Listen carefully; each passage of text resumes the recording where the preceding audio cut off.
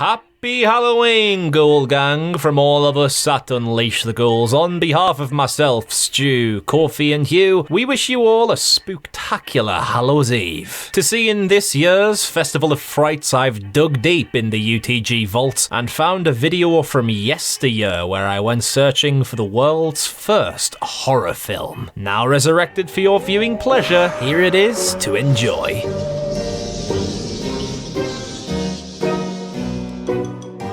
Welcome one, welcome all, and welcome to a deep discussion where I, Connor, delve into the rabbit hole of randomness and break down topics of terror. There's going to be some spoilers ahead, so get ready and let's jump right into it. The history of horror goes way back, but how far back? Most horror buffs would cite 1920's The Cabinet of Dr. Caligari as the first pure horror movie. Directed by Robert Wiener with pioneering German expressionist cinematography by Willy Hameister, Caligari was a feature-length slasher with a madman in control of a mindless killer who stalks his prey with a knife and racks up a body count, later falls in love with the female lead, we get a classic rooftop chase sequence, some really creepy, disturbing images, and we finish off with the psychological twist ending. These are all traits that would go on to be some of many characteristics of the horror genre. But does horror go back even further? To find out, we're going way back. Forget 1920, baby. We are going all the way back to 1896. That's right,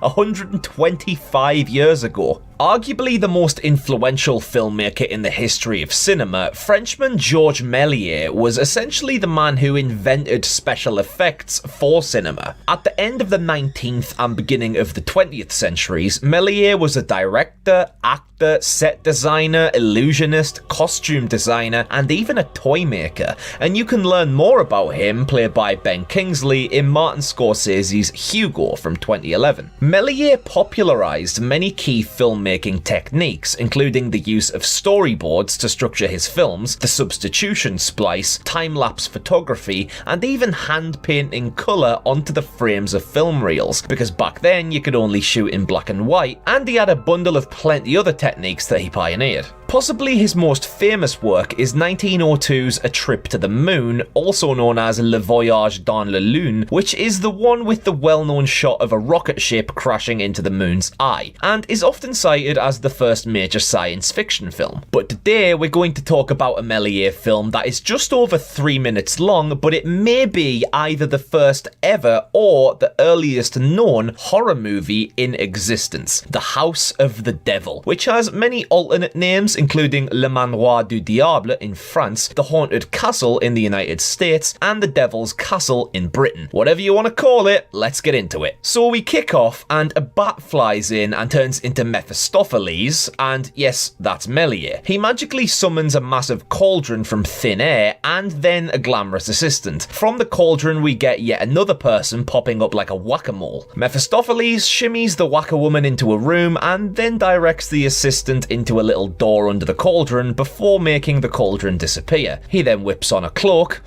classic, and two disappears. Then these two random blokes show up and have an argument about something, I don't know, maybe they're flirting passionately, it's quite hard to tell, and then the assistant pops up again in a cloud of smoke armed with a pitchfork. She jabs it right up Terry's arse and disappears again. Then, after another animated chinwag, Big Terry's startled by a skeleton that pops up on a chair, but then Big Tez draws his sword for a scuffle and the skeleton turns back into a bat. Then back into Mephistopheles, who then summons the assistant again and who then immediately disappears again. But then Mephistopheles has a cunning plan. He summons four mysterious beings shrouded in white cloths. No eye holes for the actors, by the way, so the one on the far left just plows straight into the fucking wall. But they frighten Tezza to the ground and guess what they do? Disappear! Then that woman who jumped out the cauldron comes back in again and takes Terry's hand, and by doing so turns into an old hag, I think, and then multiplies, so there's now 5 of them. Big Derek comes back in to help his old buddy old pal though, and then fucks off straight away. Wait, now he's back. Oh, so are the KK, hang on. Oh, and then Derek's gone again? The sheathed spectres have a little dance together in a circle, and then, guess what? Disappear. So Terry thinks he's in the clear, but no, Mephistopheles is back again. Terry picks up a cross, and old meth head doesn't like that, and fade to black.